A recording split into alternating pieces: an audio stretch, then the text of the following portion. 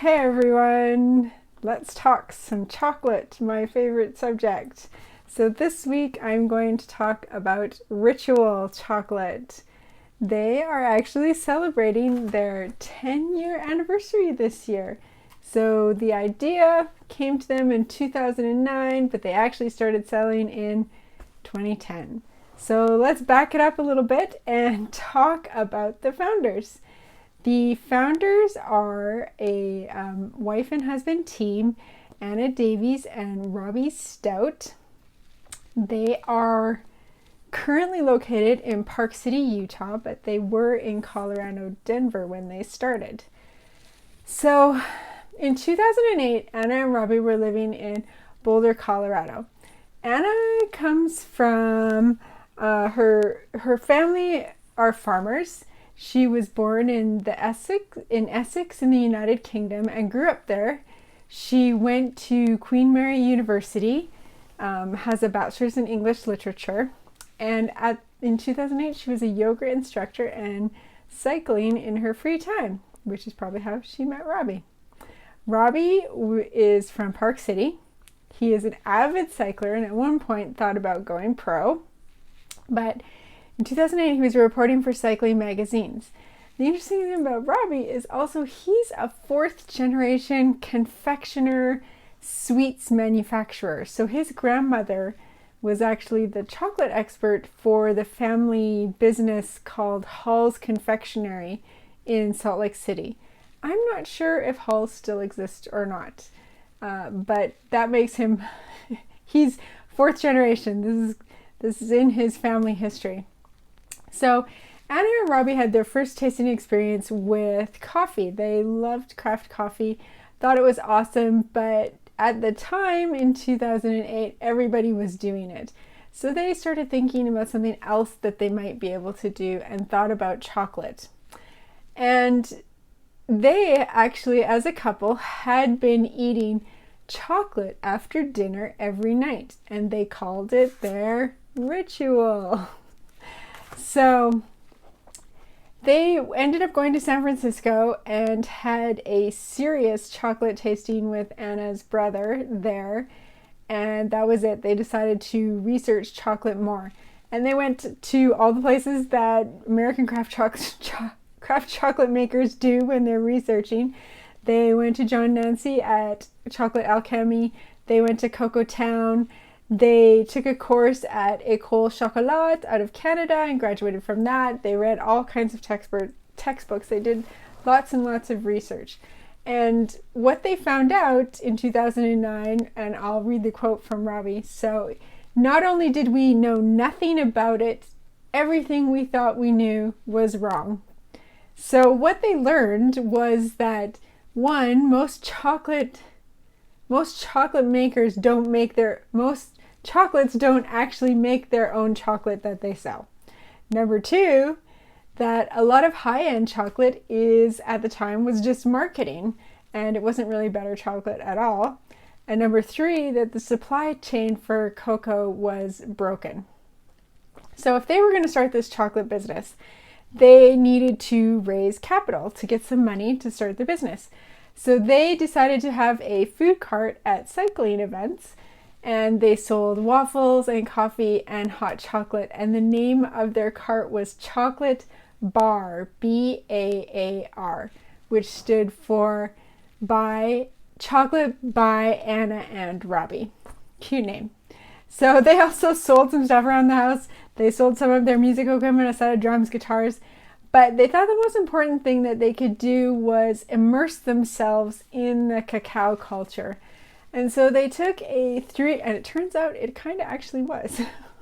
They took a 3-week trip to Costa Rica, visiting cacao farms.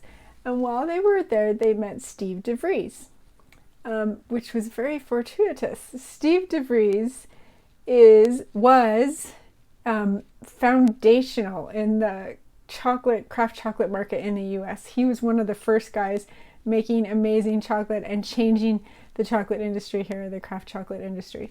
So they met him while they were in Costa Rica. They had a great experience traveling around to the farm, seeing that cacao farms were actually true ecosystems, that with the agroforestry, you could have animals living on the farms. And one of their favorite things to do on the farms was to go for what's called a family lunch. So if the farmers would invite them over for lunch, they'd get this authentic cultural experience and flavors, and that was one of their favorite parts. So after the trip to Costa Rica, they came back to the United States and started experimenting with beans. Their first batch was probably moldy Haitian beans, and when they were putting it in the mixer, Robbie added icing sugar because he thought that adding icing sugar to the beans would make it a really smooth mouthfeel. Well, he didn't know that there was other things in icing sugar that are added to help icing sugar but don't help chocolate at all. And so it became really thick. So Anna went to the store and she bought cocoa butter in the body section to add, and he said that it was just totally gross. So when they finished, what they've said is they could write a book on how not to make chocolate. They were all about hands-on experimentation and just trying different things and to see how they worked out. So they spent about 6 months doing these experiments in their apartment, and they tried all kinds of different things and were just experimenting. Their first year, they started selling chocolate discs at coffee shops. It was $1 for a disc with some of the beans that they had brought back from Costa Rica. And at that time, they then reconnected with Steve DeVries and started buying cacao from him. Now, around that time, 2009, 2010, Steve chose to step back from the craft chocolate industry a little bit because of health issues in his family. And so he actually offered to rent them his chocolate factory in Denver. And amazing. Let me read you the quote from Robbie. So it was, "How many chocolate factories in the world could there have been that were not really being used and available for rent? Probably one, that one. And it was only 30 miles away from us." So fortuitous that they met in Costa Rica, fortuitous they lived in the same place, that Steve had to step back and he had this factory for them to rent. All kinds of things fell into place for them to get going here. So they rented the factory. They have some interesting stories about things that happened in the factory as well. So let me see, what year was that? In 2011, 2012, there was a flood in Denver and water was coming into the factory, and Robbie was literally bailing it out with the trash can. I can relate to that one. The first batch they made in Steve's conch, the water heater around the conch died, and you need that because it was external heat that kept the chocolate melted, kept it from solidifying. And the water heater died, but the conch kept running and for like 2 days. And then he came back and discovered that the gears, the metal gears, had totally been ground down to dust because the chocolate was so thick. So yeah, they've had some experimenting, and they've put in their work as chocolate makers to get to where they are. So game changer, they went online and they found $2 molds, ordered some of those up, and started making bars. So in 2014, the business actually started being profitable. And if you saw one of their original bar wrappers, it had pictures of cacao, pictures of animals, things that reminded them of the ecosystem that they saw when they visited Costa Rica. In 2015, so in 2014, the business became profitable, but they felt there was too much commuting from Denver to where they wanted to be in the fresh air. Robbie and Anna were both cyclists. They liked being outside, liked the outdoors.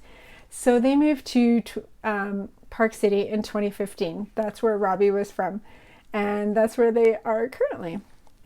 So they've actually just recently changed their packaging again to reflect more of the mountain kind of persona that they are in now in Park City.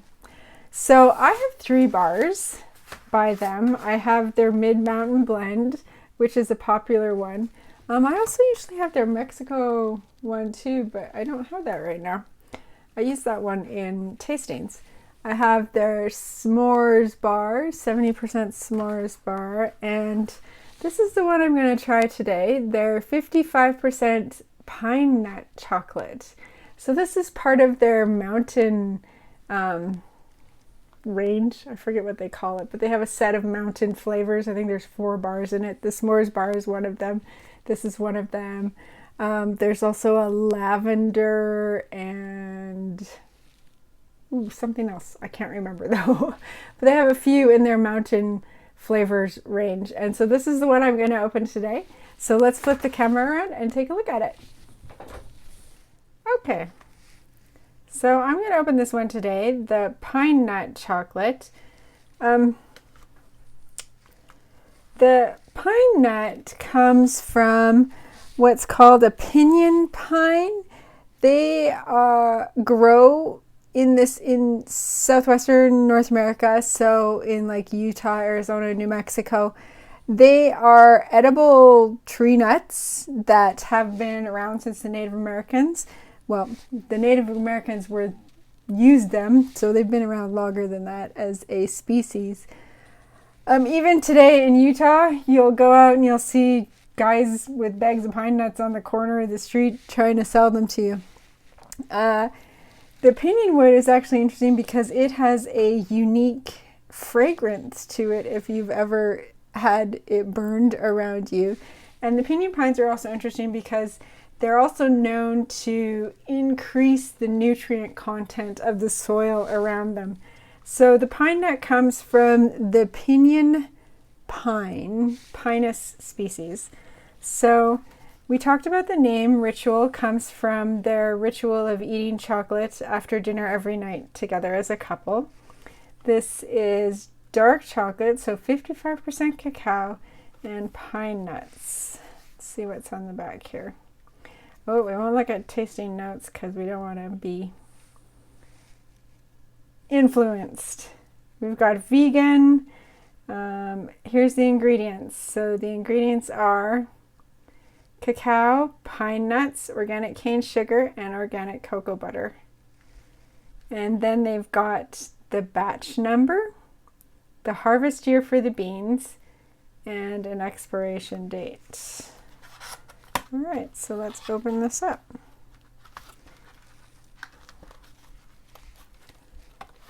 Okay, so you can see the mountain theme going on here.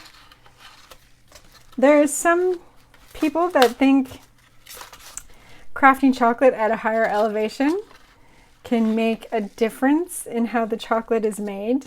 I'm not sure that I 100% subscribe to that theory, but there it is. All right, so here's, whoop, looks like my bar is broken.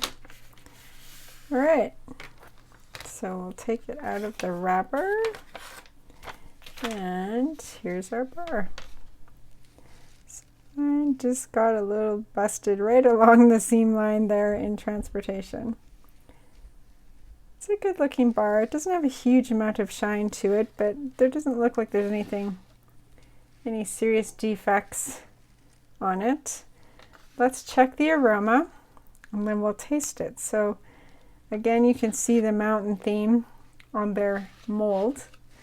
This is not the $2 mold anymore. So to check the aroma, what I'm going to do is just warm up the cocoa butter with my thumb, because cocoa butter's melting point is near body temperature, and that will release some of the volatile compounds. So let's check the aroma and the taste. Okay, so when I smell this, I do get, it's nutty, but it's not, it's pine nutty. I mean, if you've ever had pine nuts, you know what they smell like, and that's what I get when I smell. And I get a little bit of cocoa. When I taste it, I definitely get, so the pine nuts, as you can see, it's not an inclusion, it's ground into the chocolate.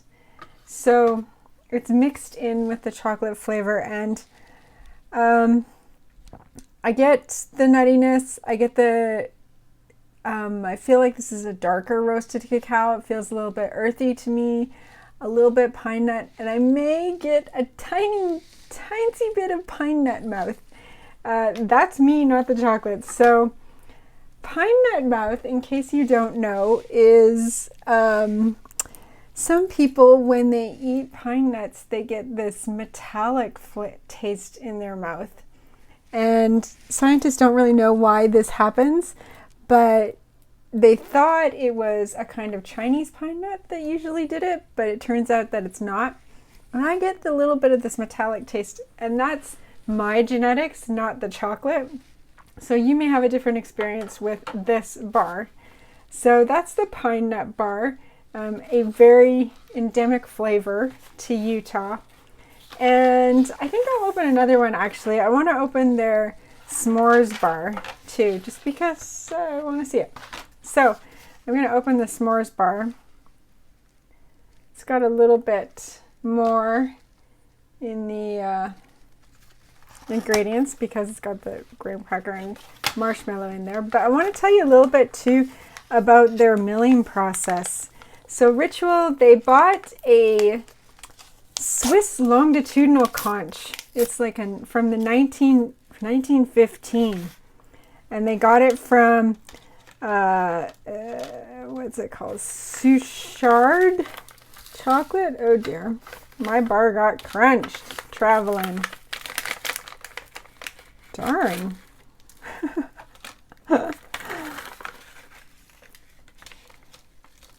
So my bar got a little crunched while it was traveling to me. Actually, I think I bought this in the grocery store, so I'm not sure why it's so crunched. But they have a process, a unique production process that they do, where they have 4-step milling process. So they have a grist mill to grind the nibs, and then they use a cocoa town melanger to mix the nibs and the sugar. Then they have a 1950s 3 roll mill that they put it through to get the grain size down even more. And finally they put it in the Swiss conch for 3 full days. If you don't recognize the name Suchard chocolate, maybe you recognize Milka. They used to make Milka until Mondelez bought them out. So that was in like the 90s, I think Mondelez bought them out. The beginning of the 90s maybe. So this bar, if you look, if I can dust all the crumbs, the graham cracker crumbs off, which is, you can see this one's much more shiny than the pine nut bar. I don't know if that has to do with the oils that are in pine nuts or what, but this one's seems more shiny than the other bar. I don't see any obvious defects. Mine just got crunched in transport. So I'm going to take one of these smaller pieces and taste the s'mores bar and see what I can smell. So this is a nice bar. The cacao is a little more fruity than the pine nut bar. It's got the inclusion of the graham cracker on the back. When I taste it, I get the dark, I feel like they're dark roasting their beans. It feels like really earthy roast to it. I get the graham cracker flavor, obviously. I don't so much get the vanilla. I wish there was a little more. I feel the cocoa is really strong in this bar, there's no problem with that. But I feel like it's a little bit overpowering the other flavors, and that I would like to have all 3 flavors in there, the marshmallow flavor as well, which I'm not getting as much. But it's a nice bar. Good, nice cocoa, nice fruitiness to the cocoa, a little bit acid, a little bit aftertaste, cocoa aftertaste, bitter aftertaste, only slight in my mouth afterwards. So it's a nice bar. I just wish it had a little more marshmallowy flavor. So that's Ritual. Let's flip the camera around and finish up. Okay, so that was the 2 Ritual bars we tried today, the pine nut and the s'mores bar. to remind you of the mountains. I think that most of their bars are vegan. They source from all different kinds of places. They source from Belize, Madagascar, Peru, Ecuador, Mexico, all over. So they've got a nice variety of cocoa coming in. And yeah, they're worth trying if you're interested in trying some of their bars. So that's Ritual with Anna, Davies and Robbie Stout. Next week, I will try another chocolate maker and give you their backstory. So I hope to see you then. If you enjoy hearing the stories behind the chocolate, make sure you like this video and subscribe to get one every Thursday. Thanks!